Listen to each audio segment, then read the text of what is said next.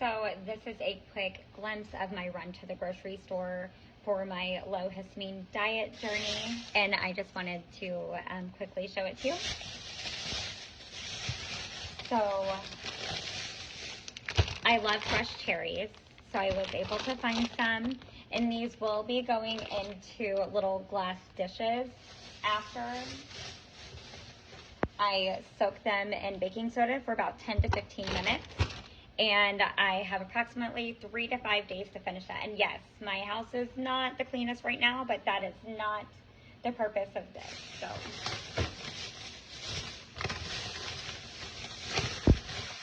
I purchased this bag of broccoli florets, and I got some carrots, freshly frozen. That's important.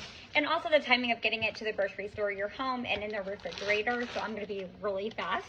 But crinkle cut carrots, freshly frozen. So, fresh mozzarella slices.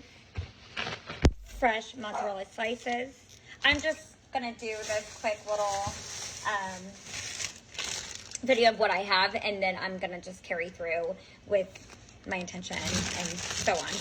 I got these petite potatoes, love these, and they were on sale, so I got not one, but 2 bags of petite potatoes, and a big thing of white rice, because these are my lifesavers right now.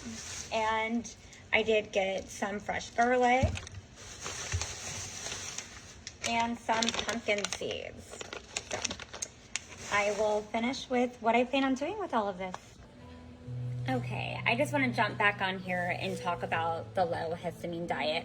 So, we don't need to go into why I'm on the low histamine diet. I'll do that on another video. But for anyone out there like looking for low histamine foods, man, it is a whirlwind. When you go from not even knowing that histamine exists in foods to learning that you have to be cautious about every single food that you eat because it could contain histamine. Or it could be okay for now, but then once you put it in the refrigerator, then it's no longer safe for you from a histamine standpoint. And I really apologize. These lights are not great. So,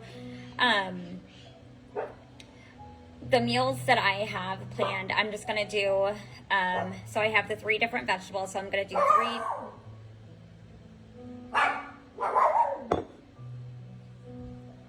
Sorry, that's my girl. I'm going to do 3 different, let me get in a better lighting here. Okay, so I'm going to do 3 different low histamine meals with rice. So I'm going to take the white rice, and one day I'm going to add broccoli, another day carrots, and the third day it'll be cauliflower, or, you know, some combination of that. And then let me actually show you what I got. Okay. Don't know why I feel like I need to demonstrate, but you know what? That's what we're doing. So I have Himalayan pink salt, and this is a salt that I use for everything. And I just got this big old black pepper grinder, and you know, for some people on a low histamine diet, they can tolerate black pepper, others can't. I personally have been able to, but I'm not doing like too much. I am introducing garlic. That's gonna be something new that I'm doing. And I've got ghee here, and I am keeping mine refrigerated. You don't have to, but it does have to be like in a very like a cool, climate controlled environment. And I live in an open concept, so it's just when I cook it gets kind of stuffy, and I just don't want to fluctuate or take any chance on this not being safe for me. So this is ghee. It is a pasteurized clarified butter. The ingredients, just in case you're wondering, because I did, are organic butter fat, which is pulled from milk, organic butter, which is pasteurized organic sweet cream, again, from milk, and then some lactic acid, and that is it. That is the only ingredients in it. So there's not much nutrition at all. There's a little bit of saturated fat and a little bit of vitamin A, but not much. So if you are someone that is struggling with low histamine like me, I have lost a significant amount of weight in a short amount of time, and that is mainly because I gained a fear of eating, because if I eat, what is it going to do to me? How is it going to make me feel? And I'm definitely going to pay for it, right?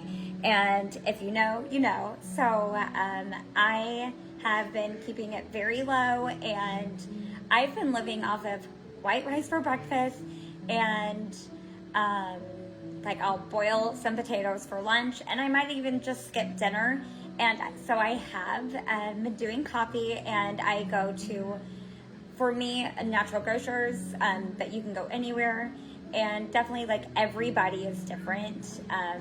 I have been able to tolerate coffee, but I just do like 8 ounces, and that's all I do. And then I use an all natural creamer, which I'll actually grab that and show it to you. And this creamer, I take the creamer, I do half creamer for me, half milk, half 2% milk, and it works great.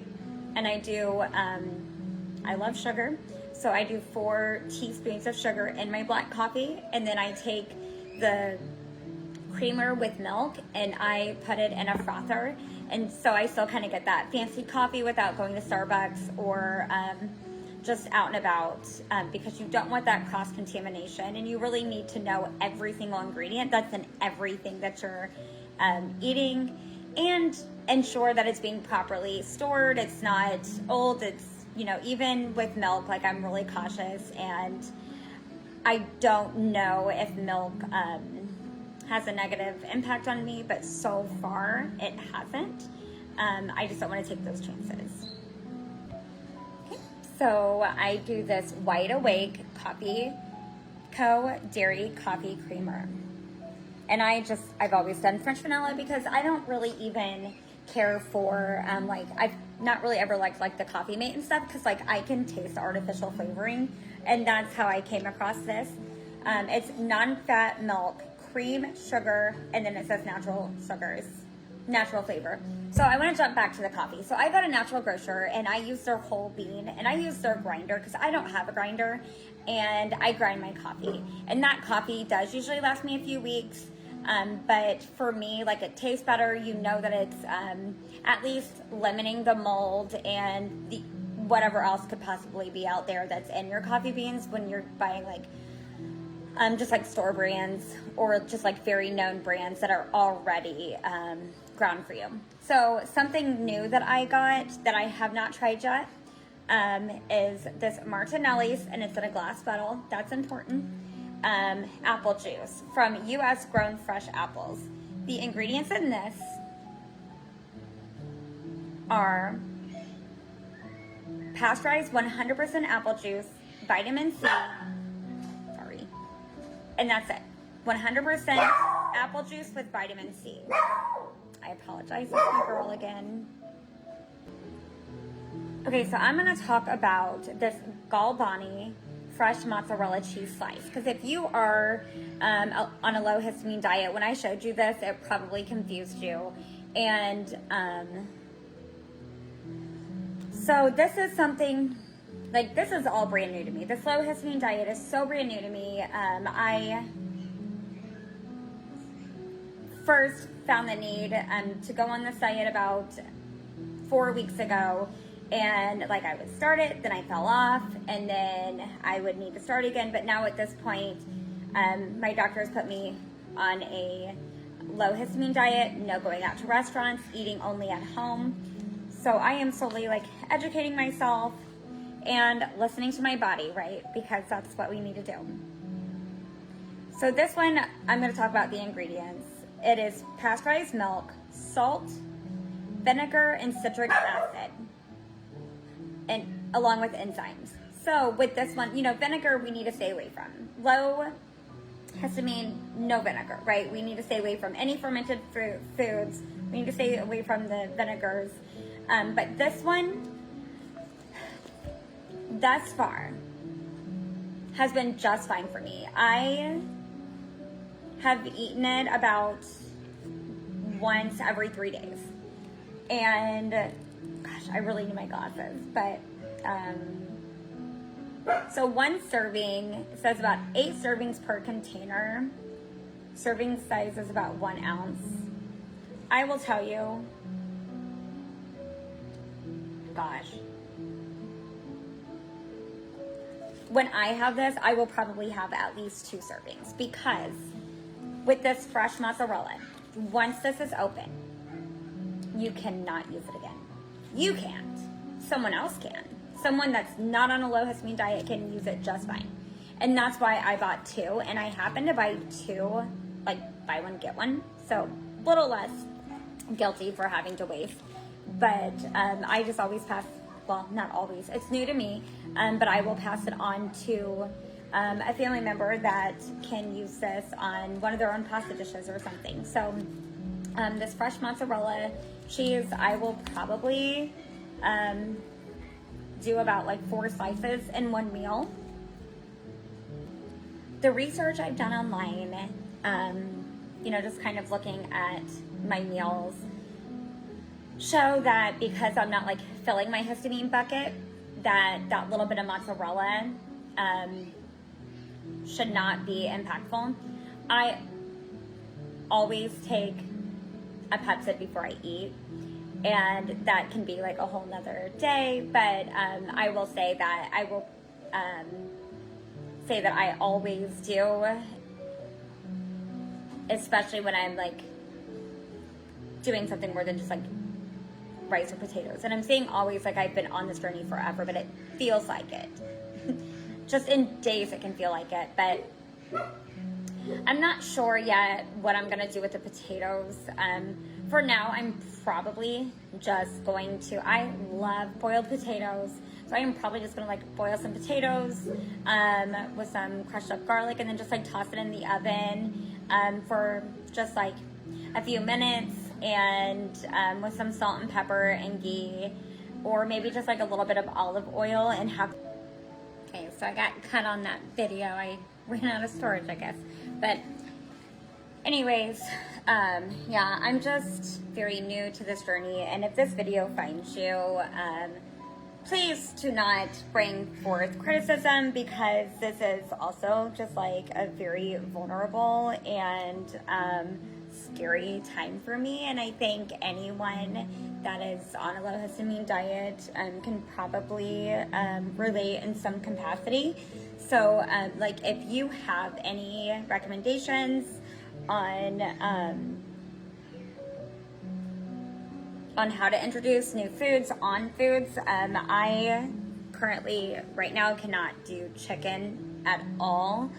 And so like protein is really difficult for me, and I'm curious to like how you're getting your protein, because the research I've done online says that like all beef in grocery stores is actually aged.